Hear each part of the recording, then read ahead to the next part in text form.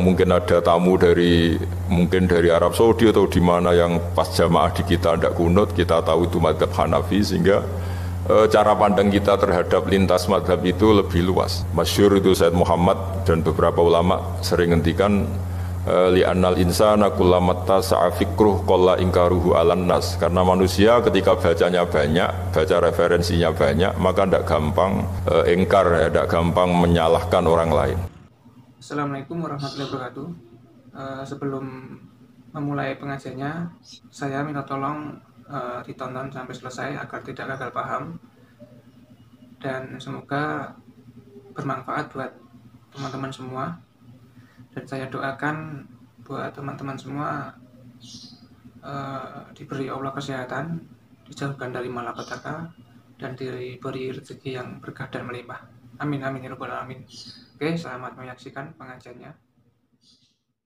Tadi saya barusan ngaji Bulughul Maram, jadi baru bisa hormat acara ini sekarang.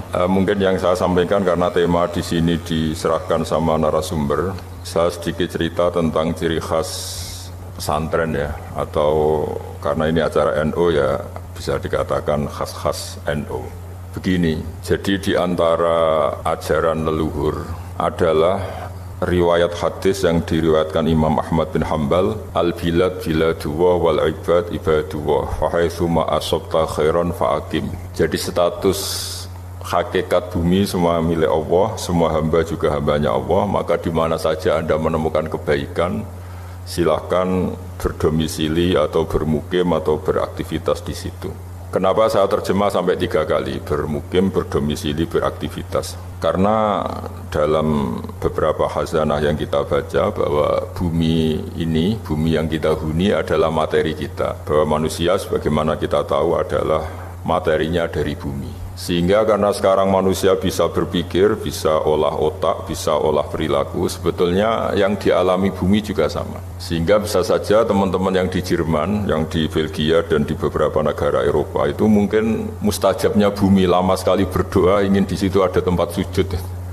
Kebetulan yang mau sujud teman-teman yang merantau di sana, jadi bumi yang nggak dipakai sujud itu ngeluh sekali karena nggak dipakai sujud. Al-yaden, terus ar-rubaten, al-kodamen, ada anggota 7 yang harus sujud. Lalu kemudian banyak ulama yang mengatakan, lalu baik mana sujud di masjid sama di luar masjid? Biasanya ahli fikih menjawab, al-fadilah al-muta'alliqah bidzatil ibadah, kualitas sujud itu sendiri, kualitas sholat itu sendiri, itu mengalahkan kualitas yang berkaitan dengan tempat dan waktu. Ini penting saya utarakan supaya kita kita nyaman, kita punya status, kita punya identitas di depan Allah Subhanahu wa Ta'ala. Pernah ada periode di mana Rasulullah itu nggak bisa sholat di Masjid Haram karena diembargo oleh kafir Quraisy yang zaman itu sebagai penguasa Masjid Haram. Justru Nabi yang kekasih Allah, orang terbaik, bisanya sholat itu di Aqobatu Mina, di Aqobah, di lereng-lereng gunung seputar Mekah. Tapi itu tidak akan mengalahkan orang kafir yang ritual di Masjid Haram zaman itu karena dengan cara yang salah. Utama Nabi yang ritual sholat secara benar meskipun nggak di Masjid Haram. Sehingga itu bukti bahwa ibadah yang fadilahnya terkait dengan pemenuhan syarat dan rukun itu lebih utama ketimbang ibadah di tempat terhormat tapi tidak memenuhi syarat dan rukun. Di mana zaman itu pelakunya adalah orang-orang yang salah zaman itu. Disebut wa makana sholatuhum indal baiti ila muka'aw wa tasdiyah.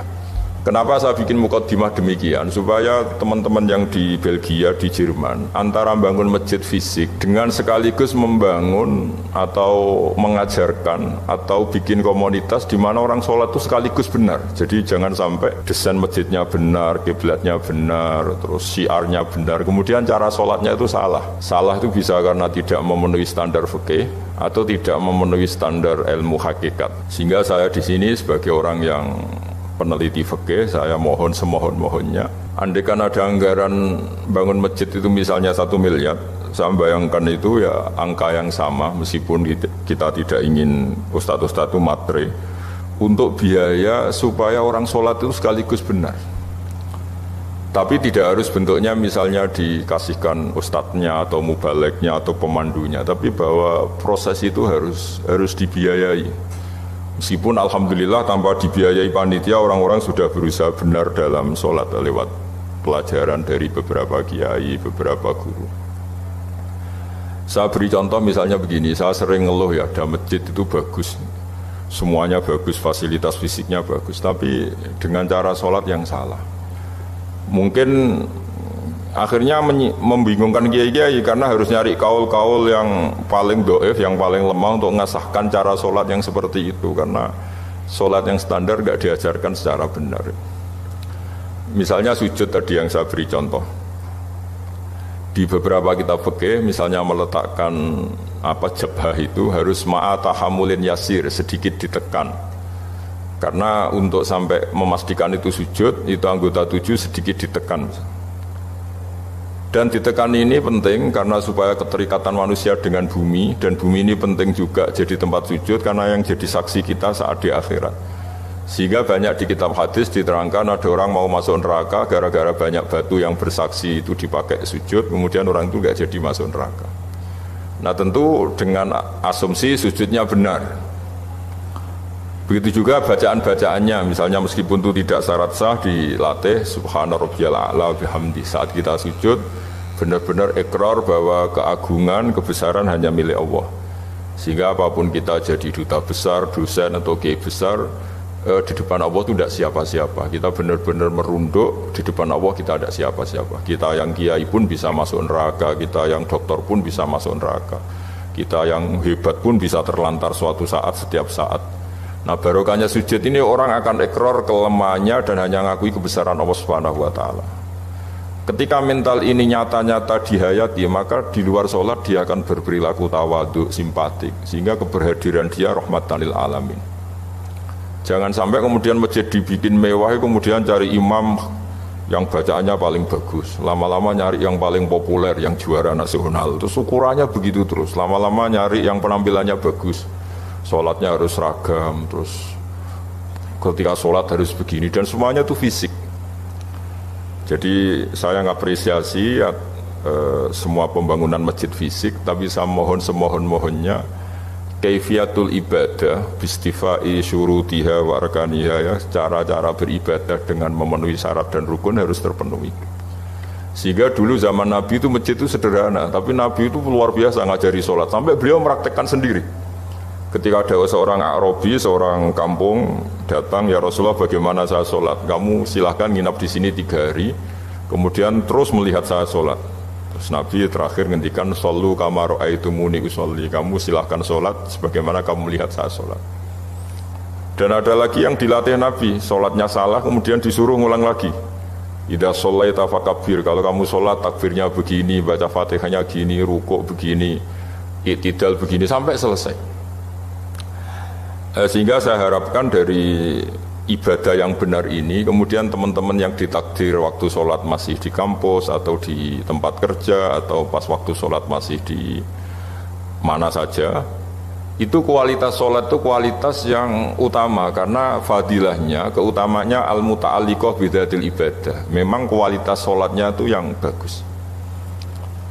Jadi saya ulang lagi, kualitas sholatnya yang bagus, sehingga memenuhi keinginan Nabi, ju'ilat lanal ardu kulluha masjidan, semua bumi Allah ini dijadikan Allah sebagai tempat sujud. Sehingga ketika kita benar-benar sujud dengan makna yang sebenarnya, maka sholat ini benar-benar nanti tanha anil fahsya'i wal munkar. Apalagi kalau sujud kita sampai nganggep itu nikmat terbaik. Saya berkali-kali bilang, suatu saat ketika kita di akhirat dan kehidupan kita difilmkan ulang oleh Allah Ta'ala, disyuting ulang oleh Allah Ta'ala, dan kita menyaksikan mungkin kita sedang di kafe, mungkin kita sedang guyon, sedang tidur, sedang sepak bola, pasti paling kita tidak malu ketika itu diulang ketika kita sujud. Sehingga cerita-cerita di mahsyar, cerita-cerita orang ditahan di mahsyar, itu kata Rasulullah SAW, ketika umatku ada yang banyak masuk neraka, itu yang enggak dimakan oleh api neraka itu adalah tempat-tempat sujud. Wa innan nara lam takul athar sujud. Api tidak akan membakar fisik atau anggota tubuh yang dulu di dunia dipakai sujud. Kenapa saya menitik beratkan ini? Supaya kita kalau baca Quran, ya kita tadi menerangkan banyak Quran, misalnya wasjud waqtarib, kalau sudah berani sujud ya harus sampai dekat Allah. Sehingga ini penting supaya kita hidup di perantauan tetap bahagia karena ditakdir sujud. Kita jadi orang kaya tetap bahagia karena sujud. Jadi orang miskin bahagia karena sujud. Jadi siapapun kita bahagia karena sujud. Karena hakikat saat kita ketemu Allah, itu kita nanti tidak dengan status kiai besar, profesor, doktor atau dengan jabatan-jabatan duniawi, tapi kita hanya sebagai jabatan atau status yang permanen. Ya Tuhan nafsul mutmainnah irji'i ila rabbiki radiyatan mardiyah fadkhuli fi ibadi wadkhuli jannati. Jadi status kehambaan kita ini hanya bisa kita dapatkan setelah kita sholat itu benar, menghamba sama Allah benar. Setelah status kehambaan ini benar, baru ada wadkhuli jannati. Jadi fadkhuli fi ibadi, masuklah berstatus sebagai hambaku. Baru wadkhuli jannati, kamu boleh masuk surgaku. Sehingga tadi nggak perlu pembiayaan kaifiyah atau pembiayaan guru-guru untuk melatih sujud. Saya pikir itu tidak penting karena masih banyak orang ikhlas yang mengajarkan sujud yang benar, sholat yang benar. Tapi saya mohon di masjid-masjid di Eropa juga harus ada kitab takrib, kitab mahali. Karena kalau takrib saja resikonya itu kalau ada satu perilaku ibadah masyarakat kita yang menurut kitab takrib itu tidak sah. Padahal nanti kalau dicari referensi di kitab yang lebih besar mungkin ada pembenarannya. Dan barokahnya kitab-kitab besar itu mungkin misalnya yang ditakdir kunut, yang mungkin kita tahu itu mazhab Syafi'i, yang mungkin ada tamu mungkin dari Arab Saudi atau di mana yang pas jamaah di kita tidak kunut, kita tahu itu mazhab Hanafi, sehingga cara pandang kita terhadap lintas mazhab itu lebih luas. Masyhur itu Said Muhammad dan beberapa ulama sering ngendikan li'annal insana kullamatta sa'afikruh qalla ingkaruhu alan nas, karena manusia ketika bacanya banyak, baca referensinya banyak, maka tidak gampang ingkar, tidak gampang menyalahkan orang lain. Kenapa baca banyak ini penting? Karena apalagi teman-teman yang hidup di Eropa itu kan komunitasnya besar, dan wong kita di haji saja melihat cara ibadah macam-macam, dengan cara yang macam-macam, dan sebagian ya memang karena madhab, bukan karena kesalahan. Kalau karena kesalahan memang ya didis, ya memang salah. Memang sebagian itu karena madhab. Misalnya kita pas kecil sampai besar, keyakinan kita megang perempuan itu yang ajnabiyah itu batal.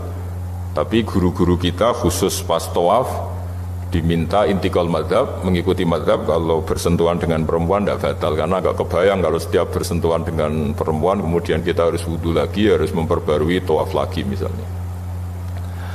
Kemudian yang terakhir, ini memang saya tidak akan cerita masjid, tapi cerita kualitas aktivitas di masjid.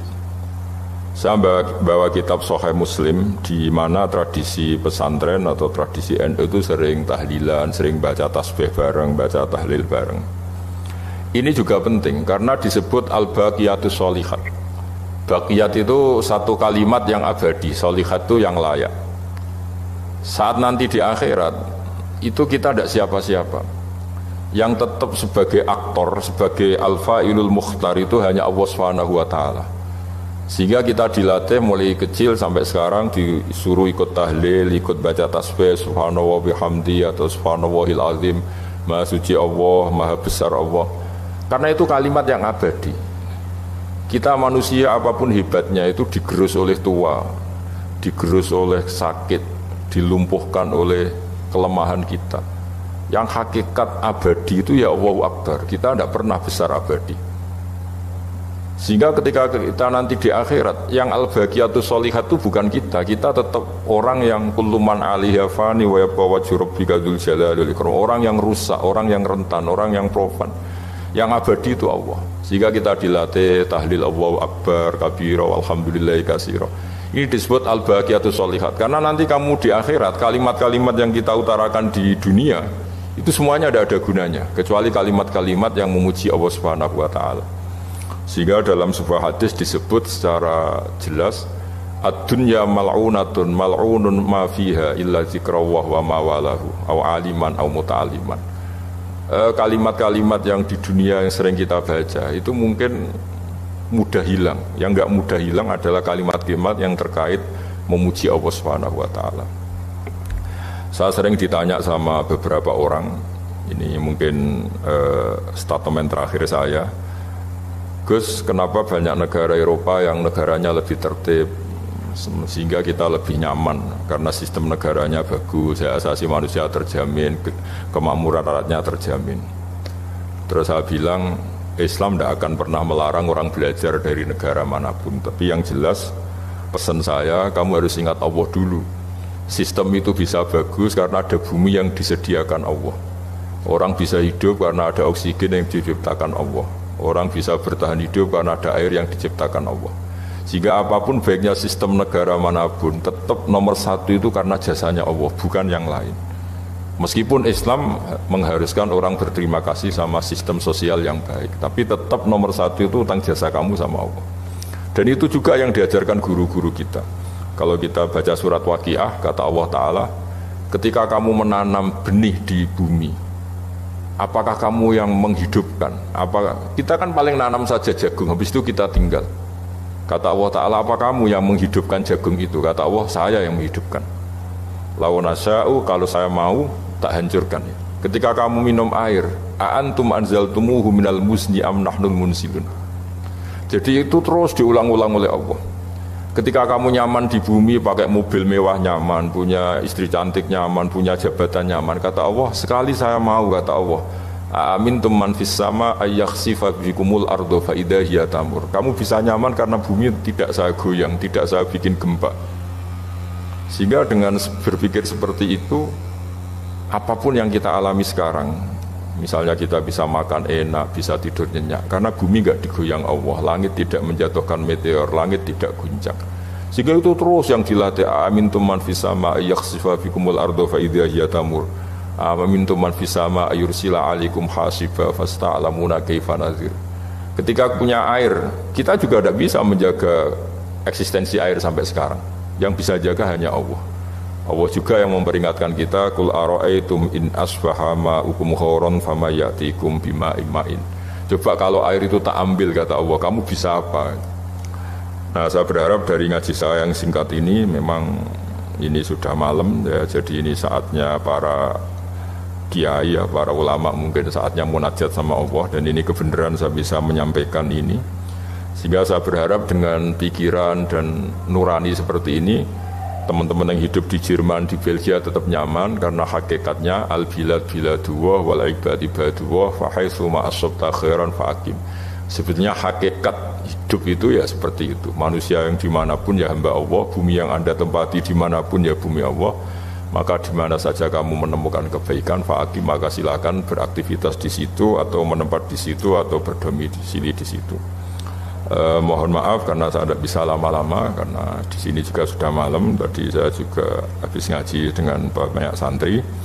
Mohon maaf atas semua, dan saya ikut mengapresiasi semua aktivitas keislaman di sana yang disebut mudarosah keislaman atau tadarus keislaman. Tadi saya mohon, selain bangunan-bangunan fisik, bangunan-bangunan mental atau rohani juga diajarkan, sehingga jangan hanya masjidnya yang bagus, tempat wudunya yang bagus, tapi juga sholatnya yang bagus. Caranya diajarkan sholat-sholat yang benar dan baik, juga khazanah-khazanah yang agak luas, supaya nanti kalau ada bersinggungan dengan mazhab yang macam-macam, kita tidak mudah panik, tidak mudah mengklaim, tapi selama itu ada dalam khazanah-khazanah ulama kita, harus kita benarkan.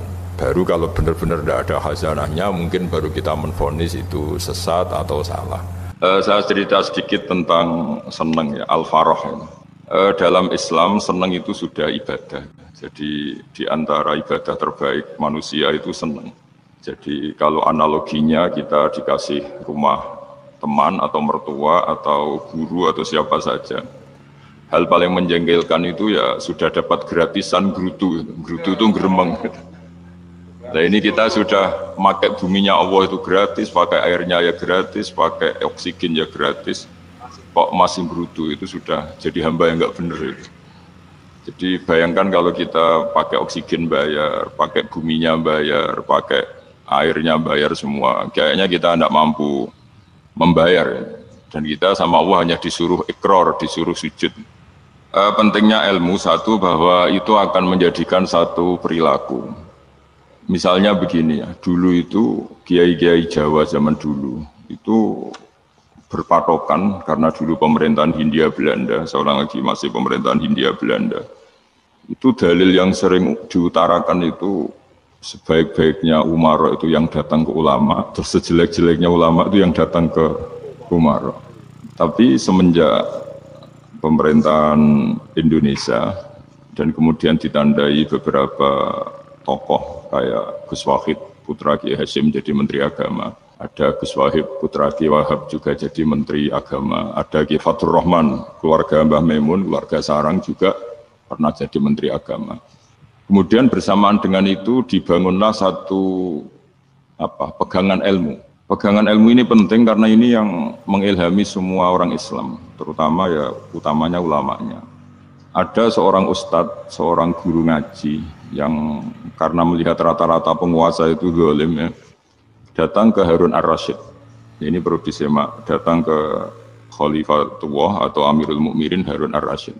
Karena beliau seorang raja tentu terduga lah atau ya umumnya atau gimana lah istilahnya itu ya rata-rata ya agak seenaknya namanya raja, namanya penguasa.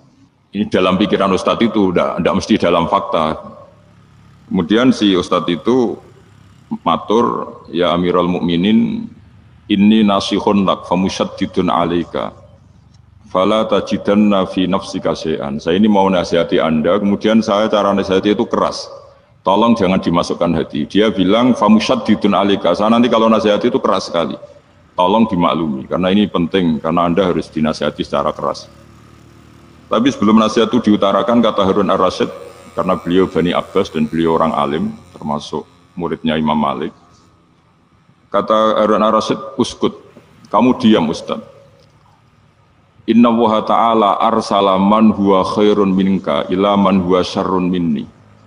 Wa ma'adzalika yaqulu Allahu ta'ala faqula lahu qawlan layyinan la'allahu yatadzakkaru aw yakhsha. Jadi ini sekaligus etika dan norma bagi semua dai di Indonesia dan semua kita.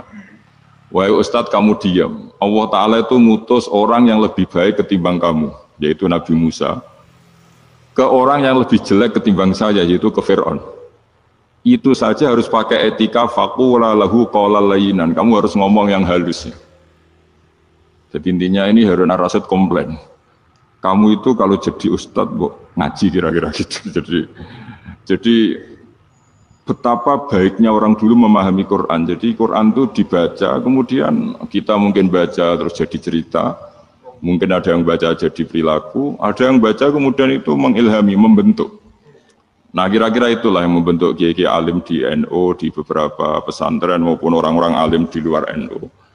Asal ngajinya dan bacanya seperti kita, pasti seperti itu karena cara berpikir tadi sudah. Jadi akhirnya si ustadz tadi keluar dan minta maaf, anta a'lamu minni, ternyata engkau lebih alim ketimbang saya. Jadi kalimat famusyaddidun alika, saya akan keras cara memberi nasihat, itu yang diket, yang dipotong, yang dibatalkan atau yang diralat oleh Khalifatullah Harun ar-Rasyid.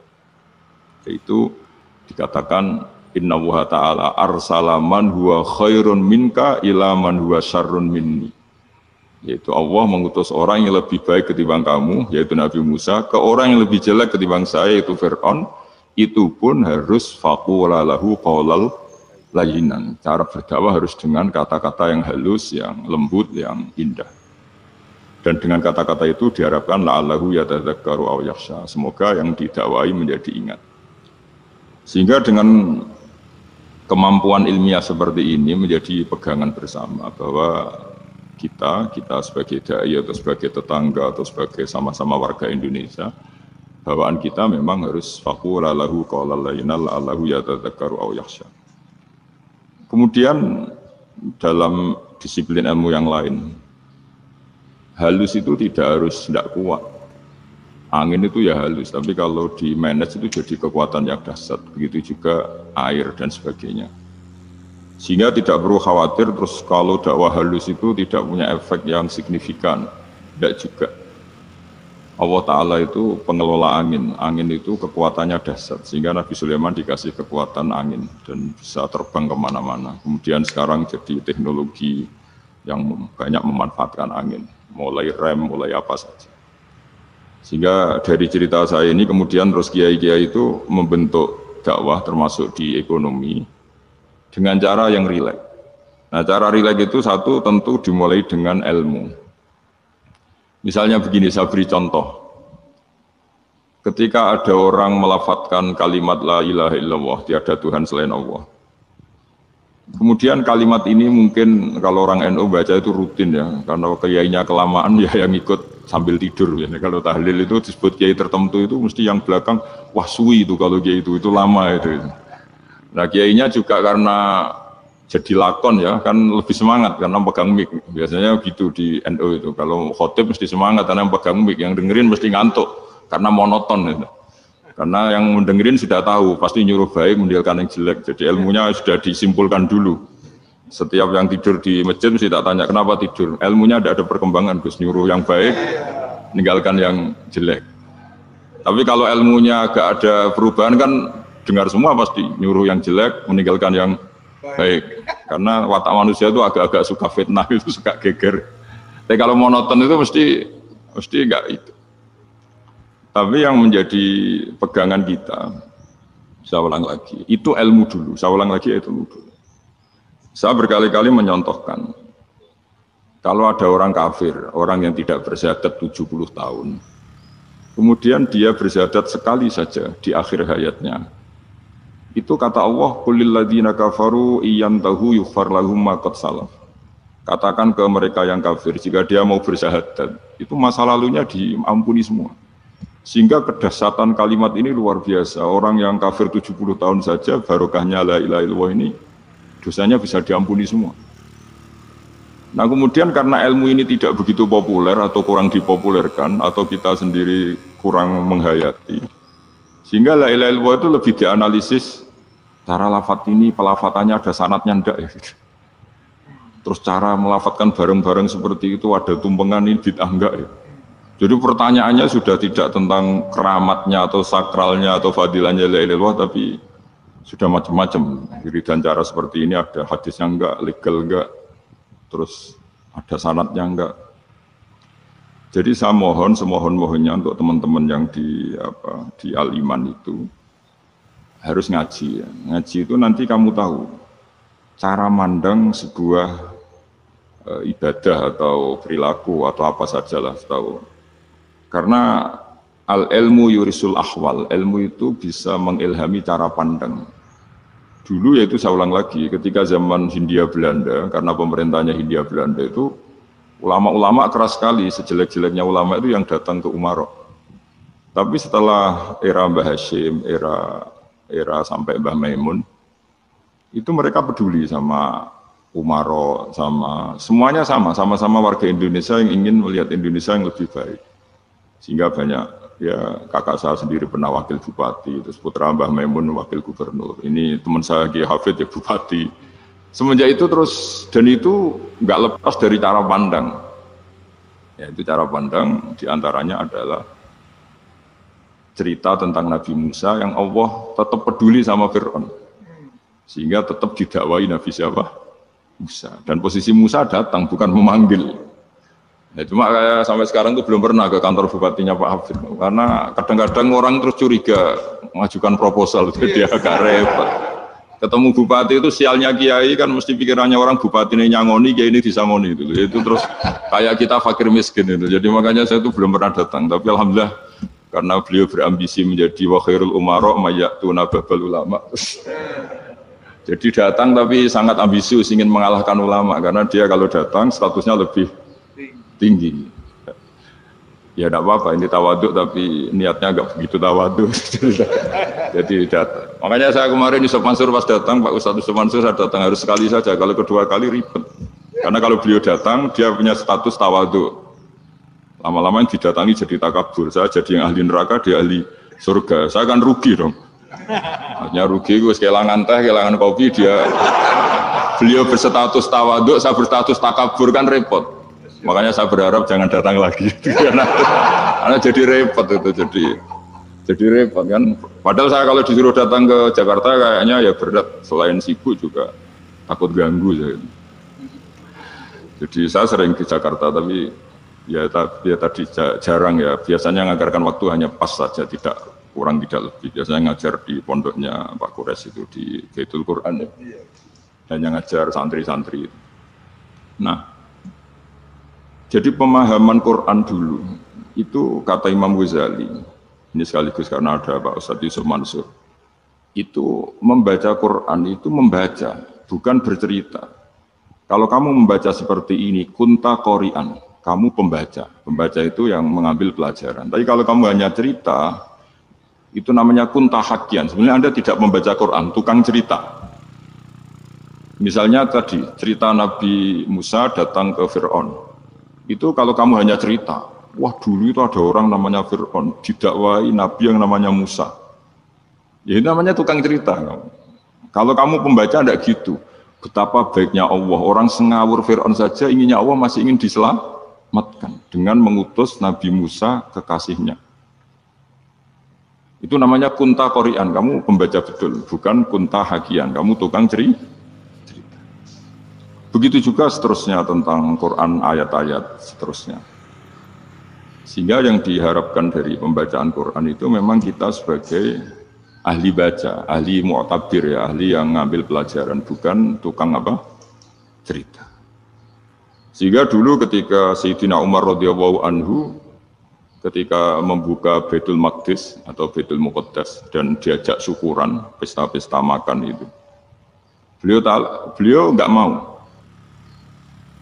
Ketika ditanya kenapa engkau enggak mau, alasannya itu langsung beliau baca Quran. Jadi saya punya sekian contoh, saya ulang lagi, saya punya sekian contoh. Orang-orang dulu dengan Quran itu menyatu, bukan sekedar dihafal tapi menyatu.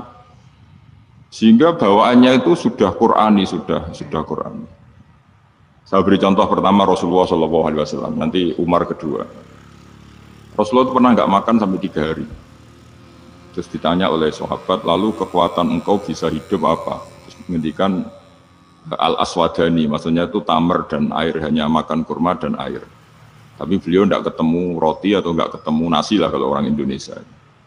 Ketika hari ketiga dikasih makan oleh sahabat, dikasih dipotongkan kambing, kemudian baru makan 3 lukmah, kira-kira ya 3 asupan nasi, berhenti. Padahal sahabat yang lapar sama dengan Rasulullah itu membayangkan Nabi itu sampai kenyang, sampai apa. Tapi ketika ditanya, seperti ini pun nanti ada hisabnya. Walatus alunna yauma idzin anin naim. Jadi acara makan-makan gini itu nanti ada hisabnya. Nabi nangis. Akhirnya sahabat nggak jadi nerusin makan. Jadi ketakutan orang dulu sama ketika Sayyidina Umar dijak pesta ketika memenangkan Baitul Maqdis itu.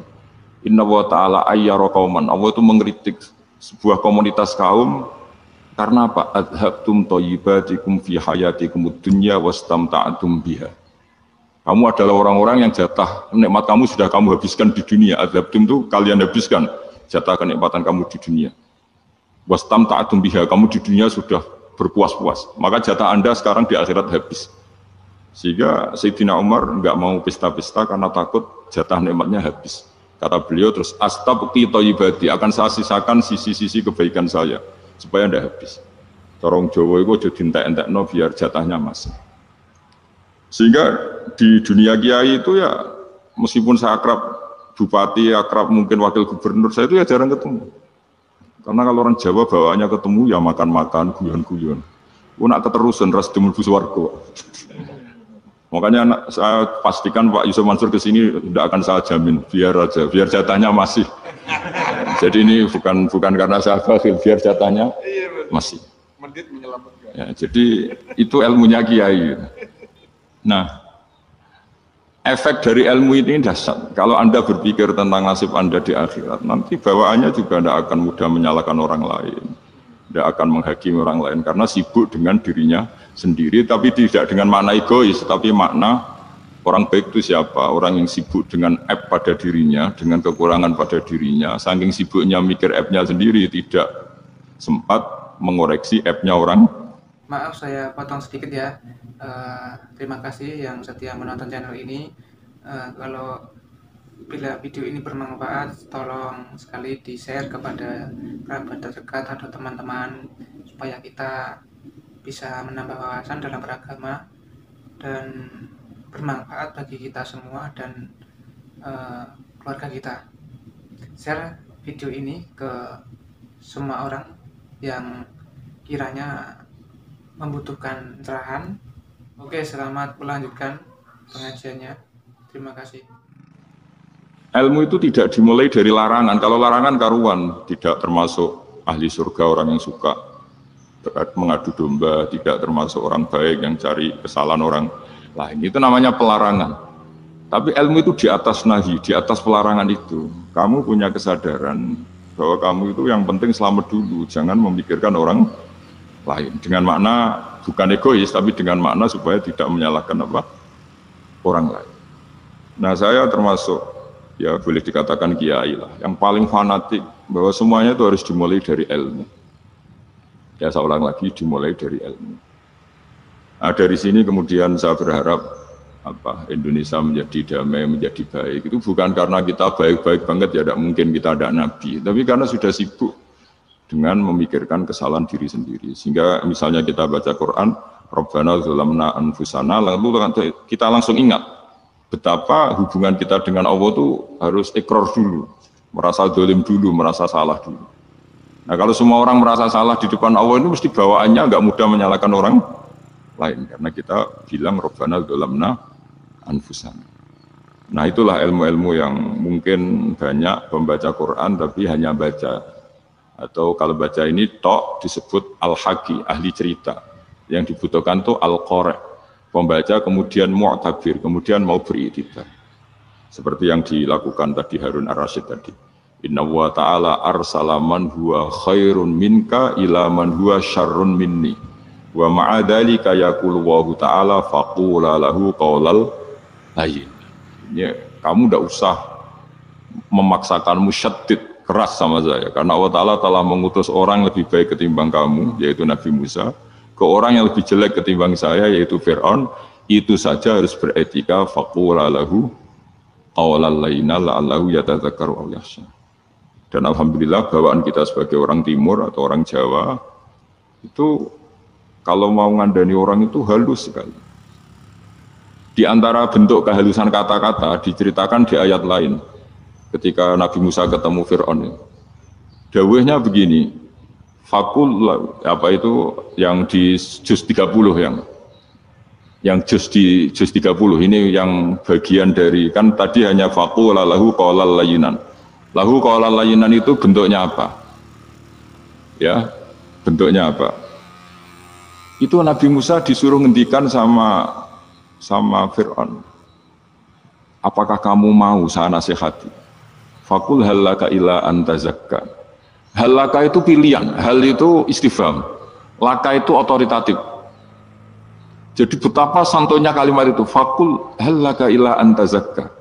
Jadi kalau dimaknani model Pak Hafid, model saya ngaji di sarang itu, halaka onoto iku kedue siro, berhak bagi kamu, berhak bagi Anda, apakah Anda berhak loh mendapat nasihat supaya Anda jadi orang yang lebih baik. Halaka ila antazakka. Jadi tidak kalimat perintah, tapi kalimat pilihan. Apa engkau mau saya beri nasihat? Wah dia ila rabbika fatakhsha. Dan saya beritahu kamu tentang Tuhan dan kemudian kamu menjadi orang yang baik, fatakhsha, orang yang punya khasyah, punya. Jadi kayak apa kalimatnya itu? Napa jenengan kerso?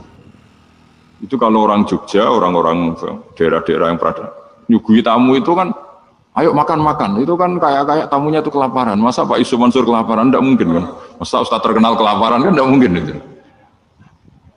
Monggo, nopo jenengan ngeresakno. Karena bisa saja tamunya itu tidak kerso, mungkin karena darah tinggi, mungkin karena takut dianggap fakir miskin, macam-macam kan orang tidak.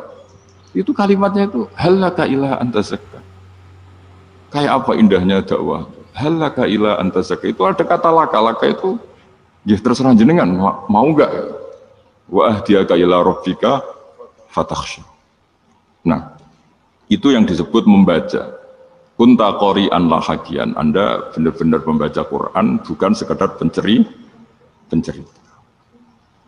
Nah kemudian ini yang terakhir saya juga baru, sebenarnya saya itu nggak pernah bilang sanggup gitu, tapi Pak Ustadz Zakaria itu GR terus. Sampai tadi pagi itu saya belum tahu kalau ada acara ini. Ya karena saya kiai, jadi kalau kiai itu kan ingatnya sama Allah saja, kalau sama manusia itu rontok-rontok lali gitu. Itu bukan memaksa, ya memang lupa. Sejauh mana sih pentingnya manusia kan tidak penting, cara ilmu tasawuf itu. Tapi karena ini titipan Rasulullah SAW terus menjadi penting kan. Dititipi umat ya jenengan itu yang sudah ngaji ngatur kiai ribet itu. Kiai ini biasa ngaji kan, kiainya yang ngatur, santri ini enggak. Pak Yai ngaji tanggal ini jam ini. Itu kan mengabaikan semua aktivitas kiai. Padahal jam ini mungkin saya punya jam.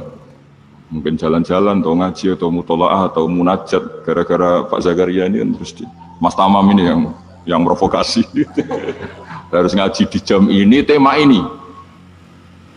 Saya itu kalau ngaji ditentukan tema itu, ini memang saya agak keras di bab ini. Itu kayak ibarat gini loh. Saya ini dokter, kemudian ada orang yang sakitnya itu jantung, terus bilang ke saya, Pak dokter sembuhkan pukul saya. Wong penyakit ekstrimnya itu jantung, kok bila disembuhkan apa? Pukul. Kan nggak penting, sembuh tidak sembuh, pukul itu kan nggak penting, jerawat itu. Kiai itu tahu kesalahan paling fatal manusia itu akidah. Jadi kadang-kadang mintanya ilmu yang tidak akidah, yang nggak penting. Jadi kadang-kadang kiai itu ya digurui betul kalau di Indonesia. Misalnya, ini tidak nyindir loh, memang marah betul kalau di bab-bab seperti ini. Tapi ini biar jadi ilmu masif, ilmu yang general.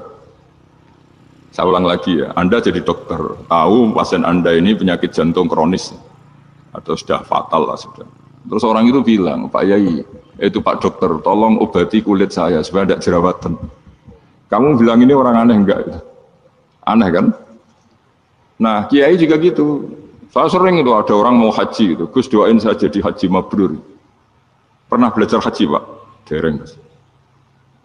Mungkin enggak orang belum belajar nyupir terus kemudian minta didoain, Gus saya mau nyupir doain selamat. Nyupir aja enggak bisa kok minta doa selamat. Harusnya urutannya kan belajar dulu baru minta doa. Tapi kali ini aliman bener ngajaknya akidah dulu, ahli sunnah kan. Nah, itu bener karena akidah itu hal yang prinsip memang harus.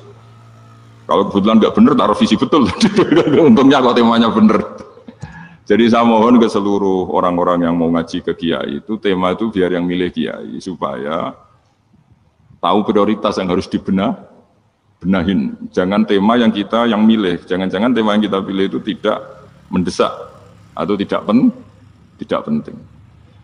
Ini bukan apa-apa, ini saking ingin baik saya ya, keinginan baik saya supaya dulu zaman sahabat ya gitu. Kalau ada pertanyaan salah sama Nabi dibenerin, cuma Nabi terlalu bijak. Cara benerin itu enak.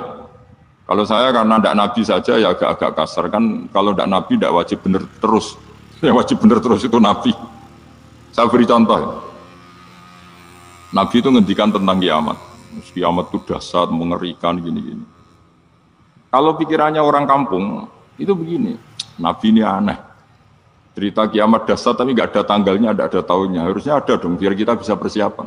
Sehingga Nabi disomasi di tengah-tengah khutbah itu, ya Rasulullah mata sah. Nah, karena ini orang Bedui, Nabi nggak dengerin, maju ulang lagi. Mata sah ya Rasulullah. Ketika Nabi mengabaikan itu ada dua kelompok sahabat, yang satu bilang lam yasma, Nabi tidak dengar sehingga mengabaikan. Yang kedua bilang sami'a wa kariha, Nabi sebenarnya mendengar tapi tidak berkenan. Tapi diulang lagi ketiganya, ya Rasulullah mata sah. Akhirnya Nabi jawab, mau tidak mau, karena kalau enggak ya namanya orang Bedui ngomong terus. Nabi balik tanya, ya karena cara berpikir dia kalau kiamat itu jelas kapannya kan bisa persiapan itu. Paling enggak pas mau kiamat, terus pas ngaji Quran, apa kan bisa persiapan itu. Akhirnya Nabi balik tanya, ma'at tatalaha. Kalau kamu berani tanya kiamat, lalu persiapan kamu apa? Ya, terus orang itu bilang masyhur tuh, ma'adatullah kabiro sholatin wala siyamin wala kada wa kada walakinni uhibbuka. Saya sebenarnya tidak punya persiapan ya Rasulullah, cuma persiapan banyak puasa ya enggak, banyak sholat enggak, tapi saya mencintai engkau. Masyhur tuh jadi hadis paling legenda, almar'u ma'aman ahabba, sebagian disebut anta ma'aman ahbabta. Ini kata semua sahabat yang di masjid. Si Bedui ini orang paling dibenci sahabat. Karena mengganggu Nabi saat khutbah. Tapi akhirnya ini menjadi orang paling dicintai sahabat. Karena barokahnya itu Hadis itu keluar secara terbuka. Almar'u ma'aman ahabba. Sebagai riwayat yukhsyarul mar'u ma'aman ahabba. Nanti orang akan sowan sama Allah bersama orang yang mereka cintai. Itu sahabat-sahabat fama farihu ba'dal Islam farahahum bihadal hadis. Mereka tidak pernah senang setelah masuk Islam sesenang hadis ini. Karena kita tidak perlu soleh-soleh banget, cukup menyintai orang apa? Soleh gitu. Makanya saya sekali bilang itu ya, kadang-kadang saya jadi orang alim itu ya rugi. Ruginya tadi. Misalnya untuk menjadi orang alim kan harus hafal Quran, ngaji Bukhari, Muslim, Ikhya. Ternyata pengumuman kedua orang nggak bisa apa-apa. Gelombang kedua para pecinta, waduh, itu kan repot. Ya. Jadi kita yang jadi orang alim susahnya bukan main. Ternyata disaingi pengumuman kedua dan para pecintanya. Wah itu kan. Akhirnya ketemu orang-orang nggak jelas tadi.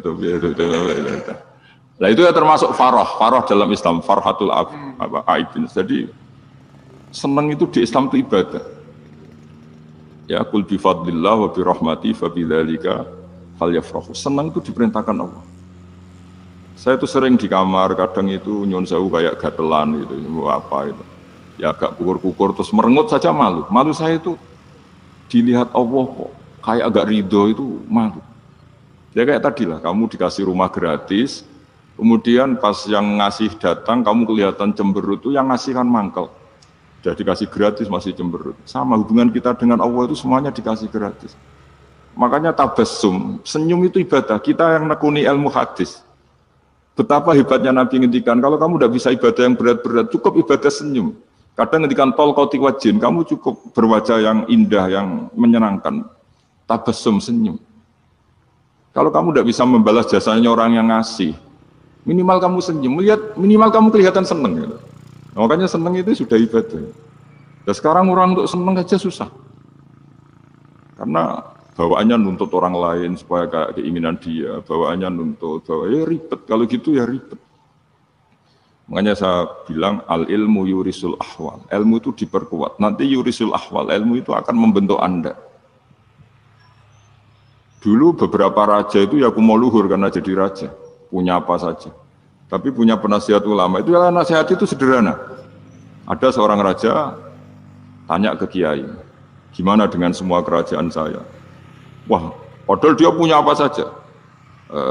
Jenengan miskin sekali, itu kerajaan seluas ini. Kok bisa aja?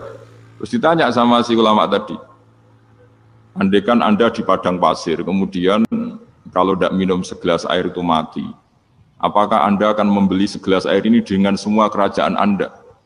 Oh iya, pasti apapun saya lakukan untuk mendapat satu gelas air.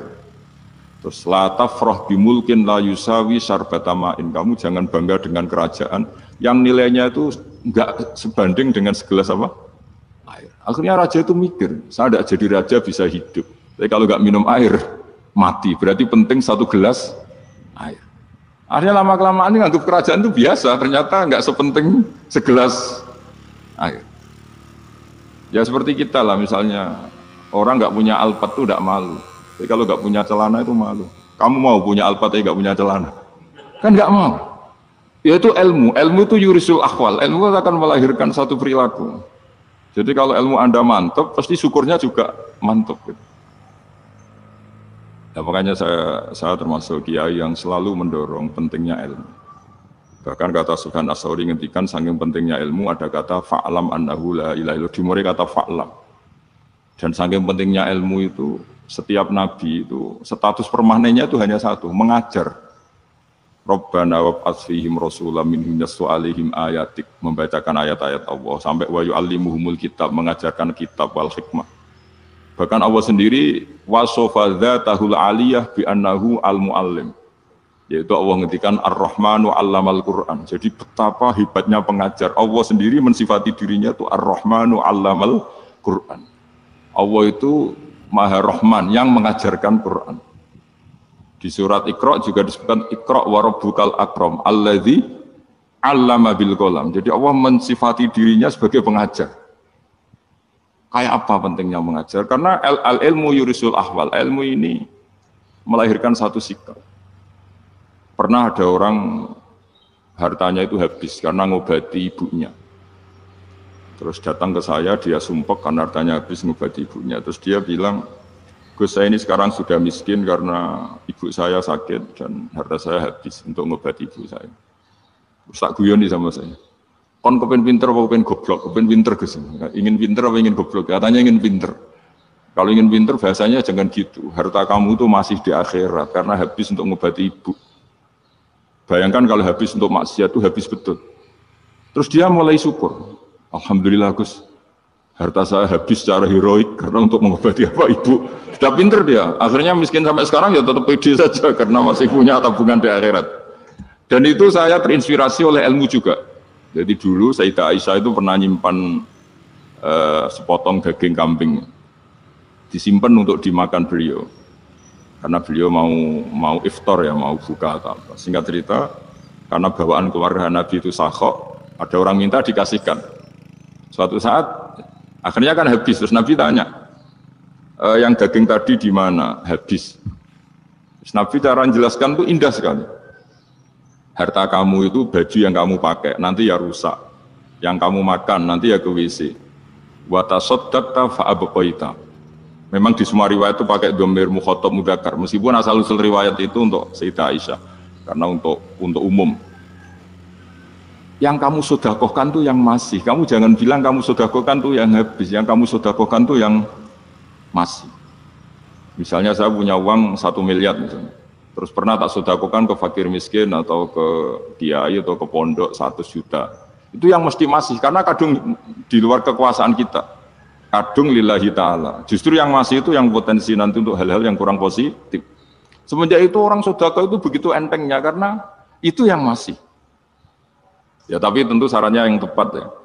Saya sekarang sering kampanye sedekah tepat karena misalnya sering saya itu didatangi orang kaya. Gus, saya ini punya uang banyak, ingin punya masjid biar dipakai orang Jumatan. Terus saya bilang, kamu ingin jadi orang baik betul apa baik versi Anda? Baik betul Gus. Tak ajarin mau, gak tersinggung, mau Gus. Kalau Anda bikin masjid di kampung Anda, masjid terbaik di dunia sekalipun, yang bingung saya ahli fikih. Kok bisa? Kan terjadi 2 Jumatan, nanti sahnya yang mana? Kamu enak aja bikin masjid, kamu bikin masalah baru bagi kiai fikih di daerah kamu. Belum nanti orang terus migrasi ke masjid Anda karena lebih baik, koriknya lebih baik. Kamu membunuh masjid yang lebih tua, itu nggak sopan sekali, masjid itu sudah lebih tua kamu. Akhirnya mikir, nggak usah Gus kalau gitu, sudah apa saja yang penting perintah jenengan di mana. Ya sudah. Jadi sedekah itu juga harus dibina supaya kalau orang kan bisa saja kan uang 100 juta itu untuk fakir miskin manfaat, ternyata untuk masjid yang sifatnya aksesoris, untuk lampu yang kristal yang mahal-mahal bukan yang pokok. Itu pentingnya ngaji ya. Jadi lagi-lagi al-ilmu yurisul ahwal. Ilmu itu melahirkan satu sikap. Jadi ketika ada masjid baru, kalau orang nggak bisa ngaji fikih, wow ada masjid baru, masjid banyak. Tapi kalau yang ngaji fikih ngerti ini malah ada masalah baru karena ada ta'addud Jumatan, gimana hukumnya 2 Jumatan dalam kondisi yang tidak mendesak. Makanya sekarang saya baru kampanye itu. Dulu itu kalau ada masjid banyak itu kan faktornya beda ormas. Beda pemahaman atau agak jauh, masih hukum sosial atau bawaan kondisi. Misalnya di dekat UGM itu ada masjid kampung pertama, bawaan masjid karena ada kantor besar, atau bawaan ada pabrik besar, atau ada sekolahan besar. Tapi sekarang itu ada pertanyaan baru, ada masjid baru karena ada orang kaya ingin bikin masjid, itu gimana itu hukum? Tetapi kalau orang nggak nekuni fikih itu ya langsung wah bagus untuk bangun masjid. Bagus piye gini sing kangilan memfikihkan tadi. Nah itu ilmu. Jadi kalau yang tidak nekuni fikih itu ya tidak tersiksa, tapi yang nekuni fikih itu pasti tersiksa karena seperti itu tadi.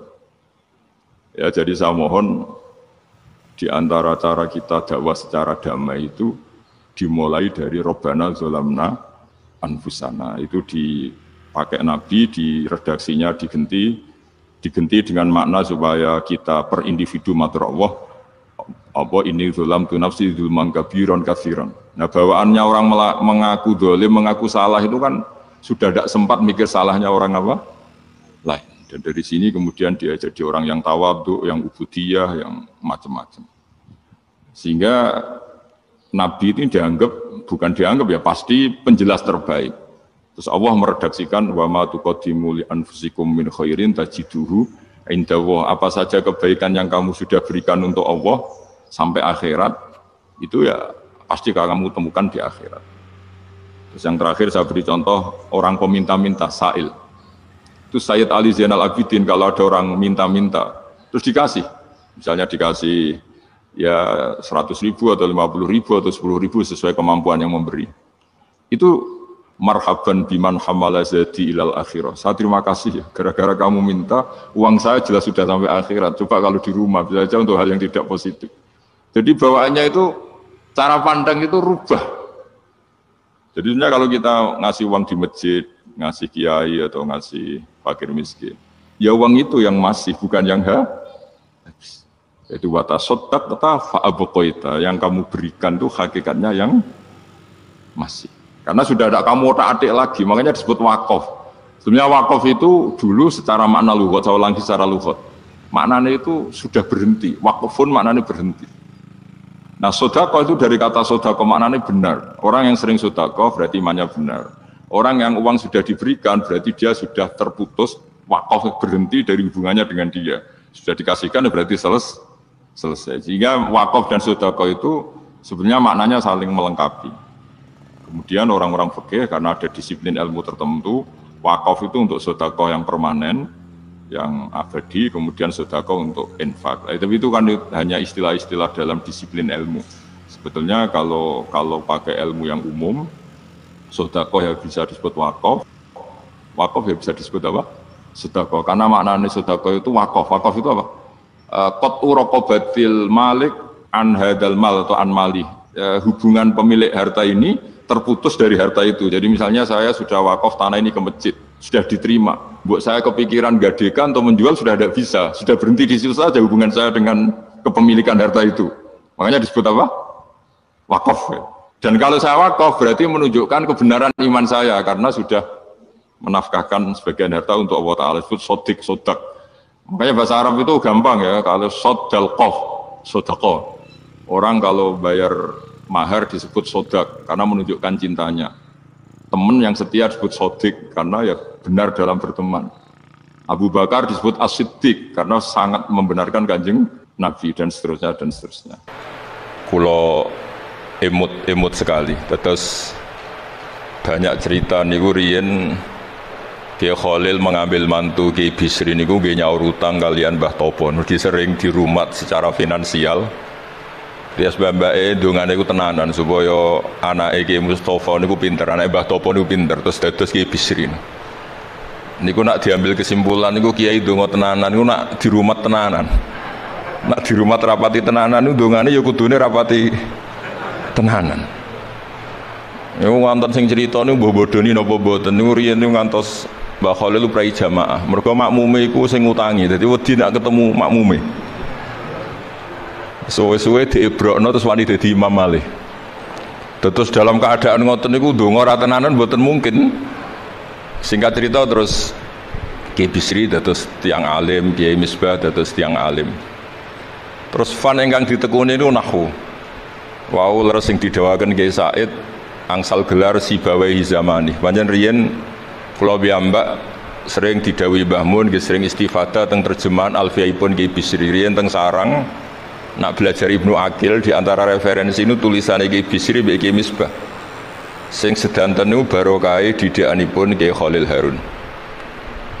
Kula piyambak zuriyah saking Mbah Dimyati. Mbah Dimyati riyen teng sarang keceluke putra angkate Kiai Umar Harun. Mergi wau Kiai Umar mboten gadah putra. Kula cerita silsilah sing radi serius. Dados niki waliane Gus Yofur wau mun rilek niki kula sing cerita serius. Riyen syaraté wong alim niku sinau riyen, sinau badhe niku diskusi kalian sing sak level. Badhe niku nembe ngaji. Sehingga nak ngaji kantun nyocokno niki kangge santri-santri Rodotul Thalibin. Terus Kiai Sahal sebelum ngaji Mbah Zubair niku sinau riyen. Misalnya piyambake macane tajibu, mengke kiyaine maca tajibus sholatu. Mengke diskusi terus ngaos Mbah Zubair. Angger macane wis kembar terus berarti aku wis pinter. Karena yang memutuskan rofa nasab itu tidak kiainya tapi dia. Dados kantun nyemak. Bengi tak waca rofa kok kiai ku rofa, berarti ilmuku wis padha.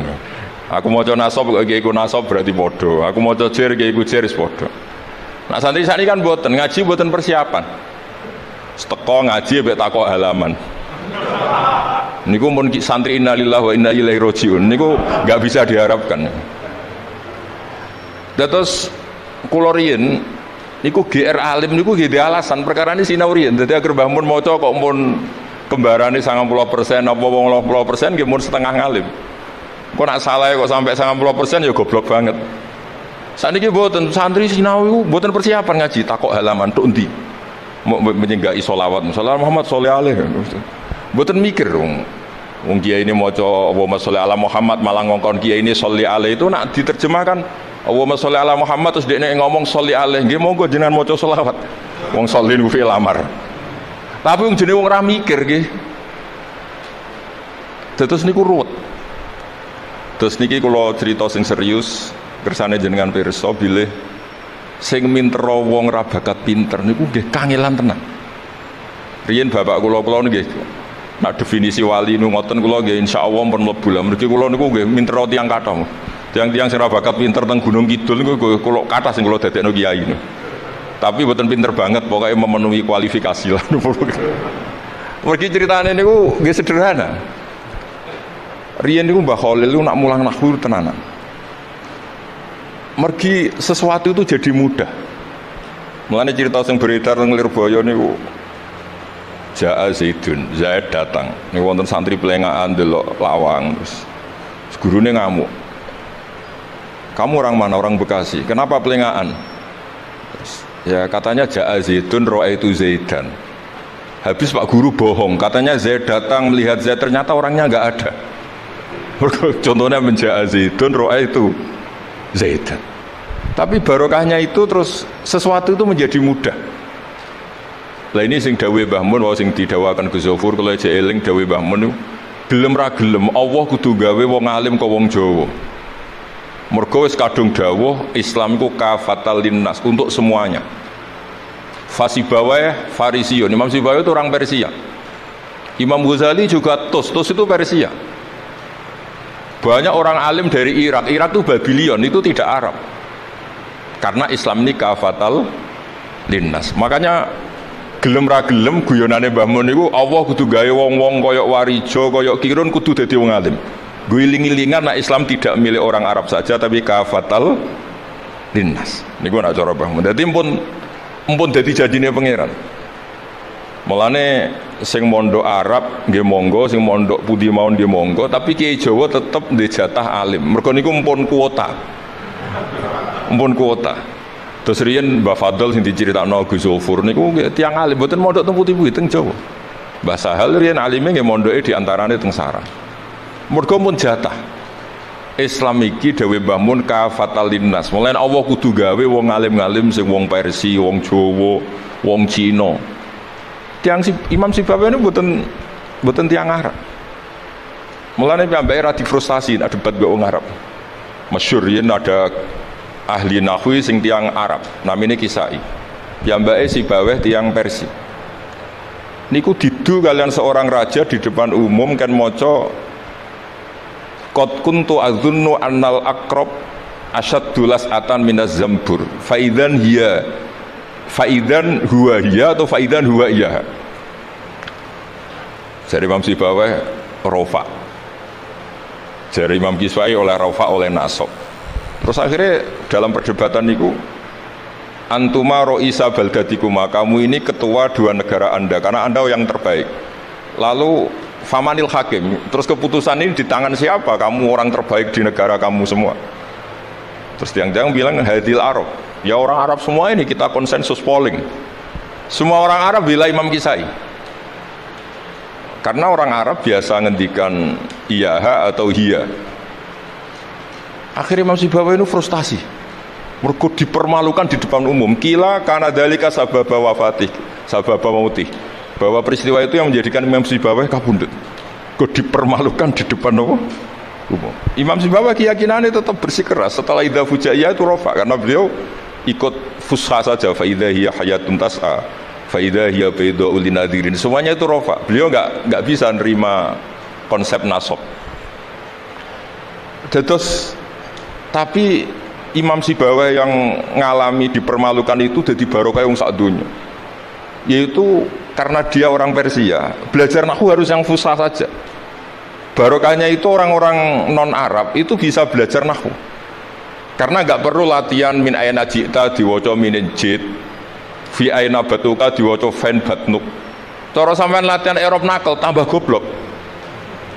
Mergo terus ribet. Orang Arab itu kalau wong Jawa mangan sak piring kok wis wareg itu takok fi aina batnuka iku fan batnuk. Kan tambah pusing. Nek mriki kan boten. Fi aina batnuka. Min aina jita. Sehingga ora perlu mikir minen jit. Dados dawe Mbah Mun barokah fusha iku terus nahwu itu bisa digeneralisir. Akhirnya terus pilihannya alfiyah. Kila di antara sing beto alfiyah pertama nu Kiai Khalil Bangkalan. Mergi teng silsilah wau sing dirawaken Kiai Said di antara gurunipun Mbah Khalil Harun Kiai Khalil Bangkalan. Kula piyambak menyaksikan dalam manaqibnya Syekhona Khalil, beliau ngaji sama Said Zaini Tahlan.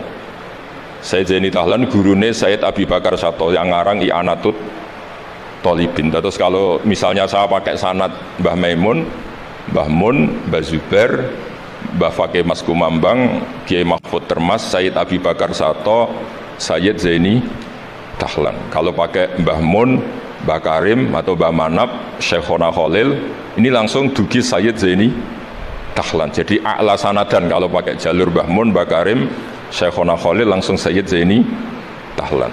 Sama kalau pakai sanad keluarga sini misalnya Mbah Khalil Harun langsung ke Syekhona Khalil langsung dugi Sayyid Zaini Tahlan.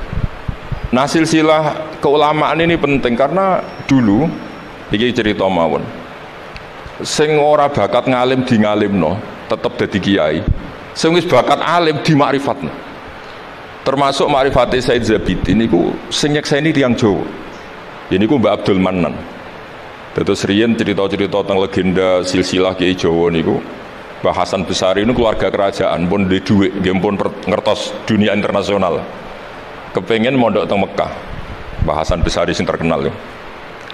Akhirnya ngajak kancane namanya Abdul Mannan niku tiyang Termas, tiyang desa. Dijak akhirnya mondok teng Mekah dados tiyang alim. Termasuk nderekaken Said Zabidi dugi Mesir, Sahibul Ithaf. Ki Abdul Mannan gada putra alim allamah namanya Ki Abdullah. Ki Abdullah gada putra namanya Ki Mahfud. Dugi Ki Mahfud niki cerita sing terkenal niku kepanggih Mbah Munawir. Kila niku murid guru wakila konco. Sing jelas saingan dadi wali perkarane. Mbah Mahfud itu ora trimo, tapi ora trimo saya giroh kalau dalam bahasa Arab ghabtah utawa giroh. Sopo sih ana wong sak tawafan khatam Quran. Terus niku kok tambahi Gus Uli nek dadi wali ku sak tawafan khatam Quran. Mboten maca ithaf dalu-dalu seneng Gus penggaweane rokokan dalu-dalu maca kitab malah seneng. Kon molekan. Niku akhirnya kepanggih. Kepanggih terus kila niku Kiai Mahfud pesen Muhammad ini kan betul teng Indonesia. Mulane Gus Muhammad akhirnya dadi Kiai Quran. Di pondokno teng Termas bareng-bareng Bali Maksum, Gus Habib, niku sedanten terus ngaji Badhe Miati Termas. Kalau nate diceritani Mbah Mus mriki meledake muridnya Mbah Khalil Harun di antara sebab niku Mbah Demyati Termas wafat. Terus sebagian santri-santri ageng nu do ngaos teng Kasingan teng Mbah Khalil Harun. Walhasil terus Gus Muhammad itu dados ngapal Quran alim. Terus dipek mantu tiyang sugih namine Kaji Taslim. Terus akhire urip teng Betengan. Gada putra Ki Harir samangke wonten Gus Muhammad. Dadi Muhammad bin Harir bin Muhammad bin Mahfud bin Abdullah bin Abdul Mannan. Niku pun dugi Sahibul Ithaf, Ithafus Sadat Al-Muttaqin. Saraipun kitab napa? Ikhya. Niku nak ngarang.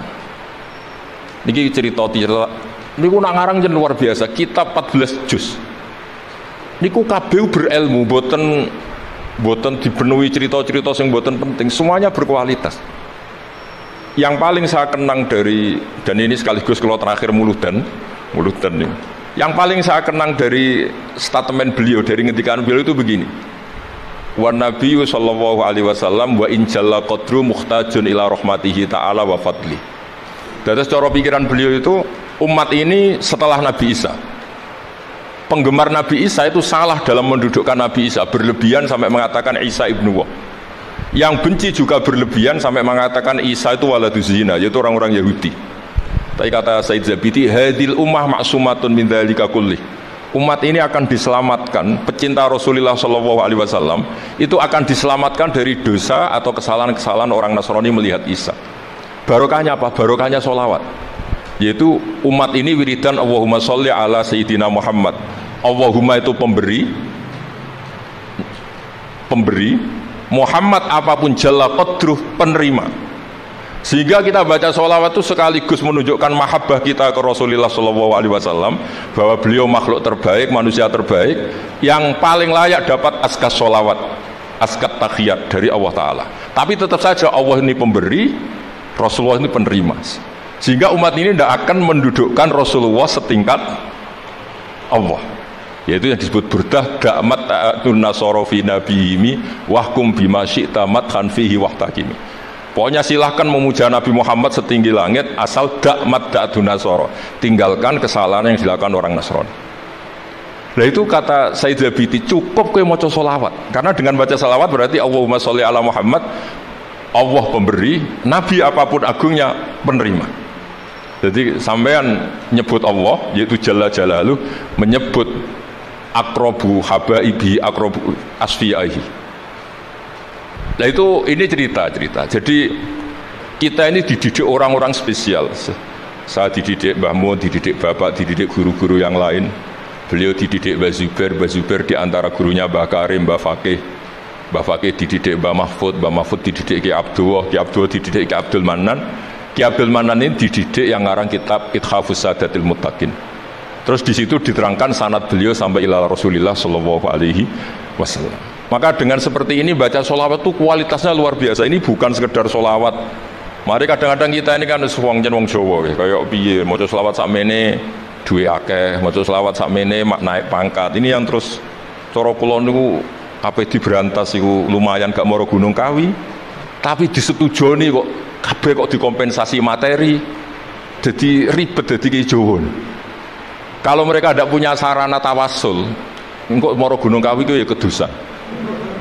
Tapi maca sholawat ben dadi bupati engko nek mandi nang nyalahno sholawat. Dadi kiai Jawa ya bingung. Nek sampean ra bingung berarti rong kiai ya dadi gapane.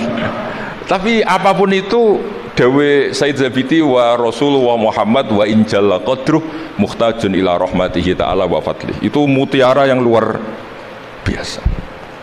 Ingkang kula dawuh matur malih, nak ngelem Kanjeng Nabi ku ngelem kaya ulama. Nggih wau kados Said Zabidi. Wong terima redaksi sing kita baca keseharian, tapi beliau bisa memahami bahwa hadhihi sholawat, sighatus sholawat itu sighat sing nyelamatkan hadil ummah ila yaumil kiamah. Cinta kita pada Rasulullah terselamatkan karena kita baca sholawat. Tauhid kita terselamatkan karena Allah al-mu'ti, Rasulullah al-mu'ta. Apapun hebatnya Nabi, posisi yang diberi, yang menerima, pemberinya tetap Allah Subhanahu wa ta'ala. Dan ini cerita-cerita ngaji tahqiq ingkang sanate musalsal ila Rasulillah sallallahu alaihi wasallam. Terus kula suwun seneng Rasulullah nggih wonten sing baca sholawat dengan jumlah besar. Wonten sing bacanya ndak besar tapi ngerti sirrun min asrori sholawat. Nggih niku piye supaya sholawat iku nunjukno mahabbah kita lan keyakinan kita anak Nabi niki afdhalul khalqi, paling disenengi Allah. Tapi sekaligus Nabi tetap Abdullah wa Rasul. Cukup dengan redaksi Allahumma sholli ala Muhammad, Allahumma sholli ala Sayyidina Muhammad.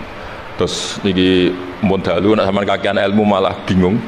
Wong kula piyambak pun nganggep final yang didhawuhna Gus Sofur mergi saya bersaksi karena hal yang sama juga Mbah Mun sering dawuh.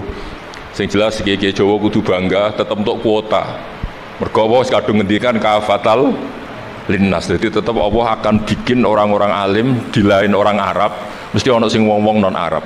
Kata Imam Ghazali itu orang Tus itu ikut Persia. Si Bawah juga Persia. Imam Abu Hanifah itu orang Irak. Irak itu termasuk Ajam karena ikut Babylon. Wa kumma minal biladil ajamiyah. Mesir ikut Afrika. Terus insya Allah barokah cerita niki, barokah wau penjelasanipun Gus Sofur, dan kita juga sering dengar dawuh-dawuh Mbah Mus, Mbah Khalil. bahwa agama ini luar biasa. Mergi Indonesia nu boten saged bahasa Arab, tapi saged ngarang kitab bahasa Arab. Ini Mbak Mun sering dawuh, Mbak Fadl mbok jak bahasa Arab yo ora iso. Ki Ihsan Jampes tau dites Mbak Zubair, jare Mbak Zubair iseng gak ngetes Mbak Ihsan dijak bahasa Arab yo ora iso, tapi iso ngarang kitab. Mbak Fadl ketemu supir taksi Arab yo tuntas. Pinter supir taksi Arab. Mengenai gara Mbak Mun ana wong mondok Arab kepen pinter, kepen iso bahasa Arab. Kowe adol es ning Arab kok pinter bahasa Arab iso Mbak Mun. Nek pen alim yo niru Mbak Fadl. Tapi sakit alim alama. Mergi untuk kuota agama ini kafatal linnas. Ngapunten sangat. Assalamualaikum warahmatullahi wabarakatuh.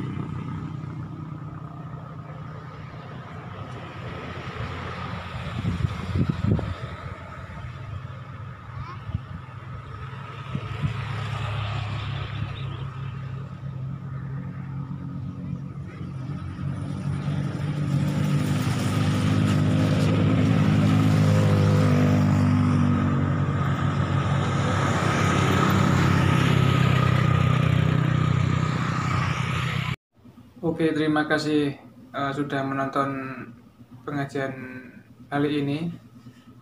Semoga bermanfaat. Jangan lupa share ke teman-teman atau kerabat terdekat. Dan sampai jumpa di video selanjutnya. Assalamualaikum warahmatullahi wabarakatuh.